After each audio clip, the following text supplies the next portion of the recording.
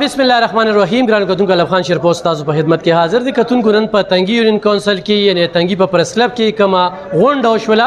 په دغه غونډه کې د تنګي د دریو ویلیج کونسل او دغه شانتي اساره نیخلی چې کومه ده زمونږ ګاونډي دی، بلکې تنګي یونین کونسل بالکل ګاونډي دی.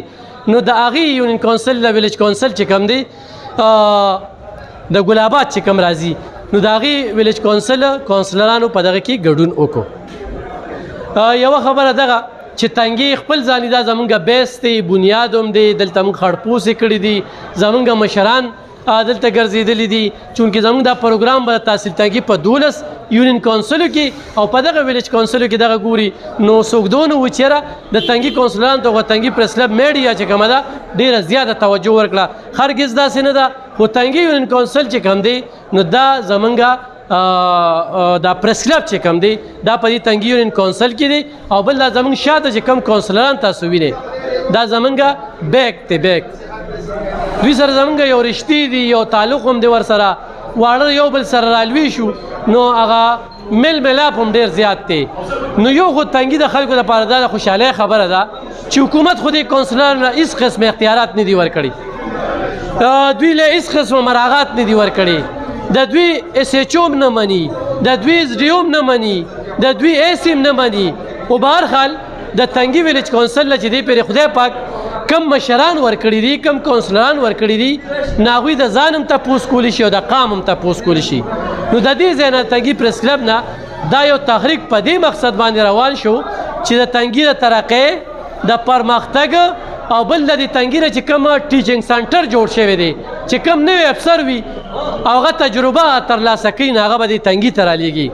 نو دغه ټیچنګ اکیډمي چې کومه دا ختموله دا هم د دې تحریک چې کوم دی په دغه میشن کې شامله خبره ده. بل دوی دا وویل چې یاره دا دې کې د هرې پارټۍ خلک دي، د هر ګوند خلک دي، خو دلته کې سیاست نه، دلته کې چې کوم دی خدمت، او خدمت کلم نه پټېږي. نو د دغه خدمت په جذبه باندې نن دغه مشران چې کوم دی دلته کې راټول شوي. بله دا چې د لوډ شیډنګ ډېر زیات دی، نو د لوډ شیډنګ حوالې سره کوم اعلان شو د هفتې پر ورځ باندې به دلته کې احتجاجي مظاهره کېږي، هغې کې هم دې ټول ووي چې یاره موږ به په دغه کې ګډون کوو. د ګرانۍ په ضد چې کوم دی دوی آواز کوي، بلکې هم غوړي چې ارزان شوي دي یا حکومت څه ارزان کړي دي او دلته پرې د انتظامیه خاموشه ده، د هغې په ضد باندې به دوی آواز پورته کوي. خو چېرې خلک د دې مشرانو نه دا تمه ساتي چې دې له حکومت مراعات ورکړي، نو دا تمه ته بالکل مه ساتئ. دوی چې دا څه کوي دا اپنی مدد آپ په خپل زور طاقت او په دې باندې چې قوم ورسره ولاړ دی، د هغه قوم په زور باندې دا تنګي کې غوټکه پکې سره روان دي. نو دغه هر څه روان دي او موږ ورله د خپل طرف نه پوره باور ورکړو. د دغه میزبان چې کوم دی تنګي پریس کلب و، خالد منصور صاحب، نصر الله صاحب او دغه شانتي نور ملګري چې کوم دی هغه و. دې کې چونکې سمیع الله جي صاحب نو، دلته کې حسین قادر نو، کاظم خان نو، داسې نور صحافیان ملګري پکې نه و.